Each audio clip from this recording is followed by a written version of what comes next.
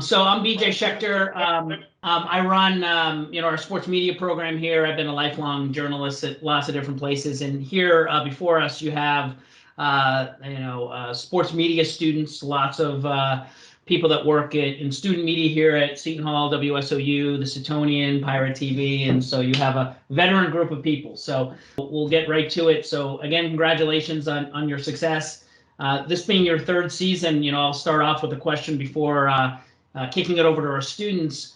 How have you built this program? When you took over, the program was not very good, and now you guys are Big East champions for the first time in 30 years.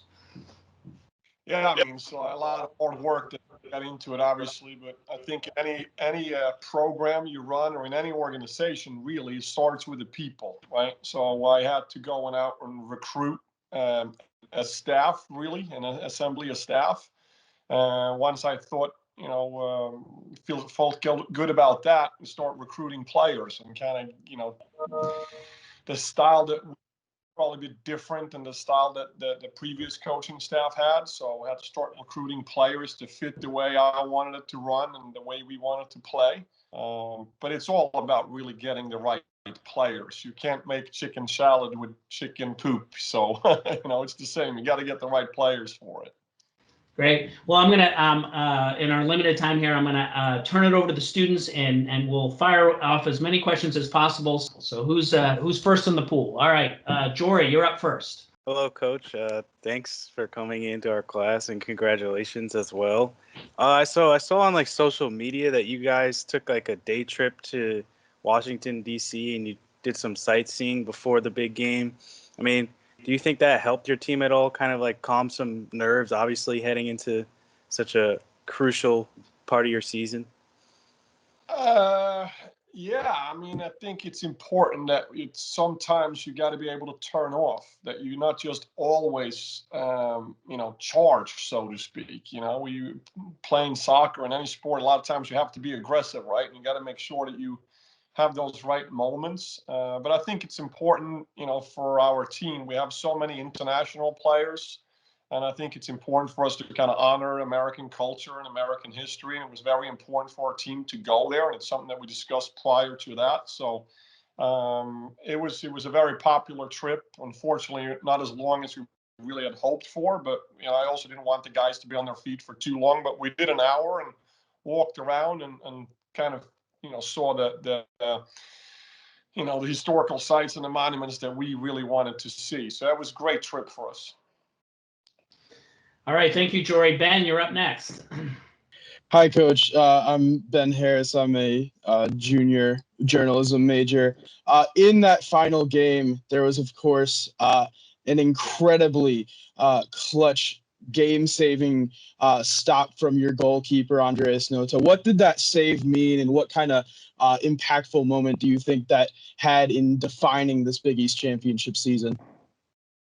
Yeah, it's massive. It's one of those things you're going to look back on, which we already have, but many times. And quite frankly, when I came home the next day and watched it with my family again, and I saw that save, I had a, it was a big moment, and I was emotional just to watch it. And we talked as a group on Monday, and people were sharing some of the most powerful moments that they had, and I think that one came up quite a lot. It's big time, and credit to Andreas Lindberg. He was probably the only guy on the field that wanted to have a penalty kick against him because he wanted to be the hero. He loves the limelight. So he feels like he's the man now even more. Excellent. Thank you so much. Thank you, Ben. Cameron. Congrats, Coach, on winning the tournament. So in the first round, you're lined up with Air Force. What have you seen so far when scouting them, and how do you see your chances fare against them?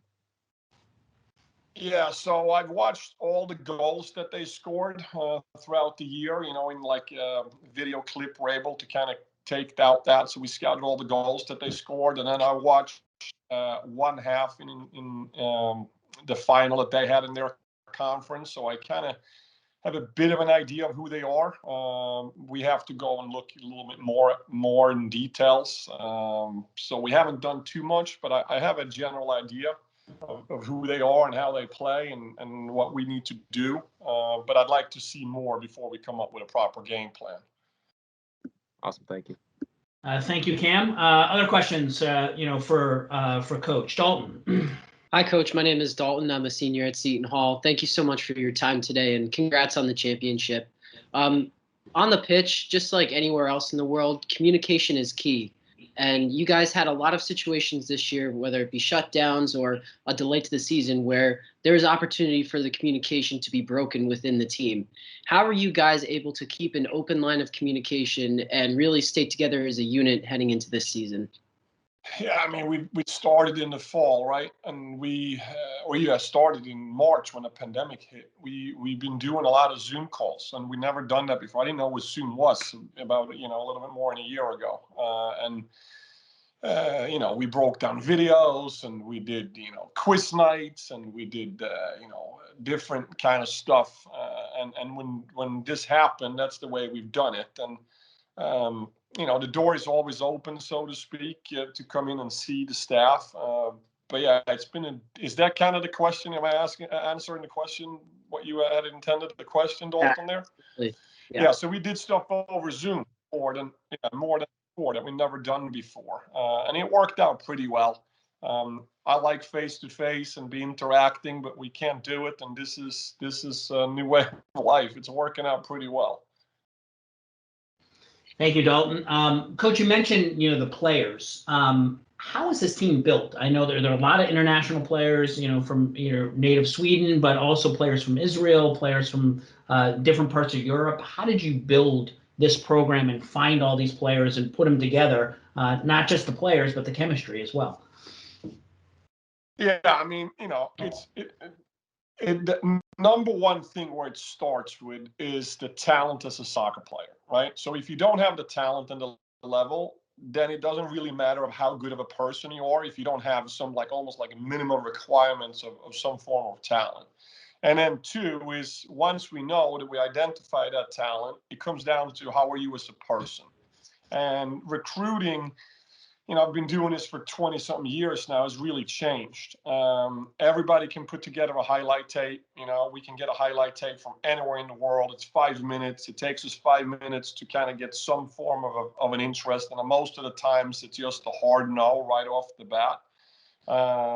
But then after that first initial, there's something there, something that we like. We now want to see full games, it's like 90 minutes, 2 hours to watch one full game. And then we want to, so we watch multiple games of the same player. And then obviously setting up interviews with the players. If we can meet with the parents and the player at the same time, that's a great way of doing it. Checking references from club coaches, some high school coaches, and anybody else in the soccer world to see if it's a good fit. And one of the things that we're really looking for is a positive attitude and energy, and that they bring something to the table. I don't know, I hate to say it, but it is like kids these days. I've had families in the office, and I'm asking, Joey, if they play other sports in high school, and Mama Smith answers, oh, he's a pitcher for the baseball team. And well, I didn't ask you, Mom. I asked Joey, I want Joey to ask. And it becomes really uncomfortable in the office right off the bat. But that has happened many times. But that's very, very important. The kids are outgoing and they're mature. They are going to be here for 4 years, not mom and dad, and that they're good people. We really pride ourselves that we have good people, and in 95% of the cases, really strong students as well. What sort of skills do players not only need to play at this level, but play for you specifically? I mean, we want everybody to be comfortable with the ball, so the passing is there. And then they need to have some form of a fitness level to be able to play at this level, because American soccer is very athletic, is very physical, and you need to be able to have both those skill set, What you mentioned American soccer. So what do you think right now some of the big differences are at this level, between American soccer and European soccer or soccer overseas at the higher levels, and is that gap being closed between American and abroad? I think the big one is maybe the tactical understanding that typically, I mean, there's also so many different ways in Europe. You play one way in Croatia and another way in Sweden that we mentioned, and a completely different way in Brazil, in South America. So one of the things typically I think that players in America have been a little bit behind are the tactical understanding of the game. And then physically, American players are very far in advance. And I do think that the gap is changing because more and more American coaches have played the game at a pretty good level.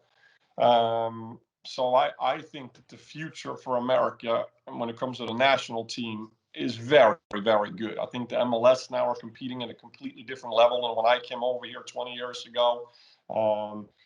A lot of the best American players are now playing in the top leagues in Europe, and I think it's important for them to be playing at like the Champions League type of level to really take the national team to the next level too. Got it.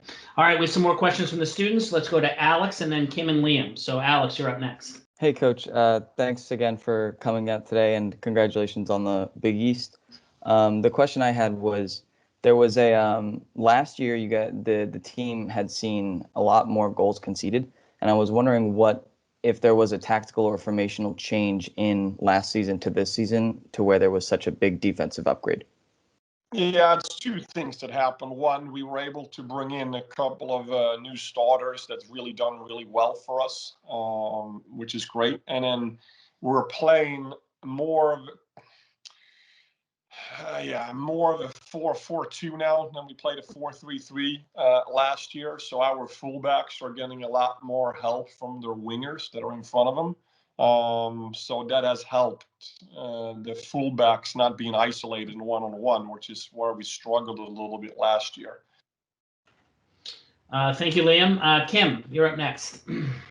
Hi, Coach. Congratulations. And just real quick, as you said a few minutes ago, the differencing in skills between international and American, not just skills, but just styles. How is it when you have international students coming and kind of like collaborate, like shifting into like American style? Is it difficult for players on the team to kind of co-mingle with their different styles?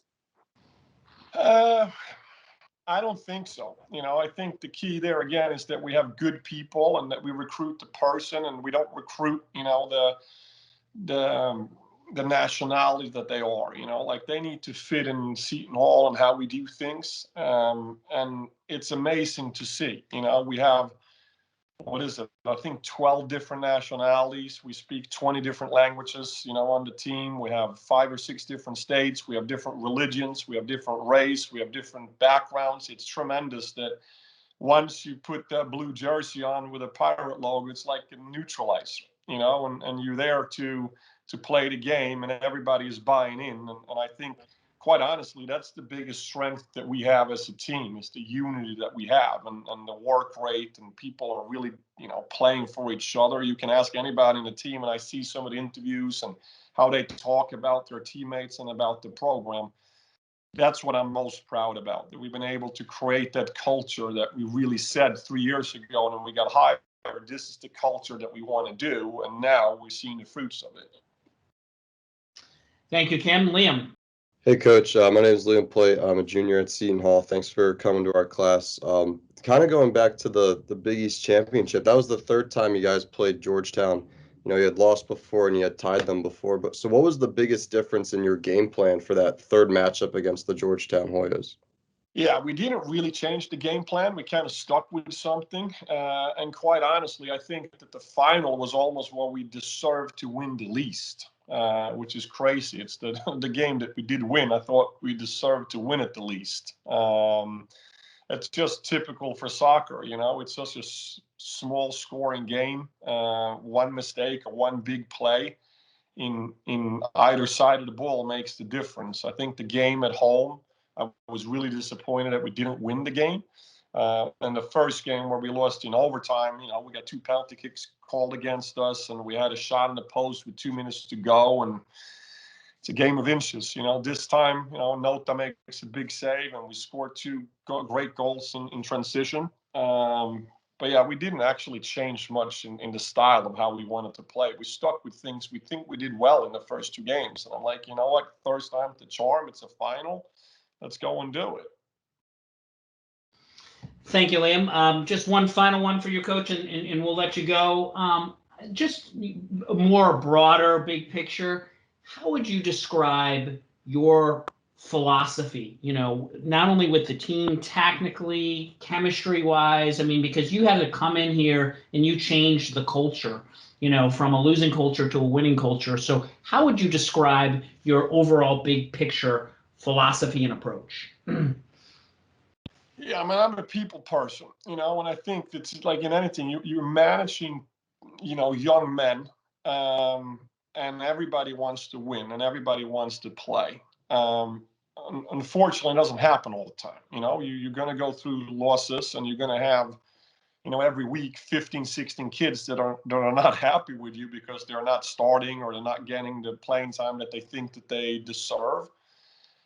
I think one of the things that we do well as a staff, and I think one of my strengths is honesty. You know, you just have to be brutally honest with the players without being rude and without being mean. But if you're not honest with them, they're going to, you know, call your BS out pretty quick.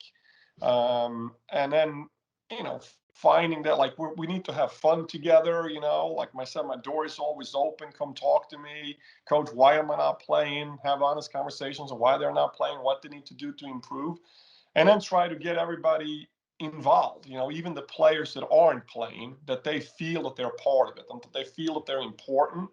I think it's like that in life. I really don't think there's any difference of coaching a soccer team to basketball team or taking it into business or taking it into a world. It's no difference. You're managing people and people are different. And the biggest thing is to get them to buy into what you believe in. And that's a sales job, you know, like I'm selling them to come to Seton Hall. Once they're here, you know, they need to be happy and feel that there is some love and some mutual respect. I really think that's important. There is some part of me, I'm an X and O guy, you know, you got to get the tactics, you know, they would call me out if they see I have no clue what I'm talking about. They're going to be able to call me out real quick. But that to me, it's just about managing people, really. Got it. Well, we really appreciate your time today, Coach, and again, congratulations on a terrific season, and best of luck in the NCAA tournament. We'll be following you very closely and probably providing more coverage on your team than anybody. So check out Clarity Stripe. We'll make sure Nick has the link, but best of luck. Thank you, and good luck to everybody. I loved your questions, and yeah, thanks for the messages. Really appreciate it. Thank you, guys, and good luck. Thanks, Coach. Take care.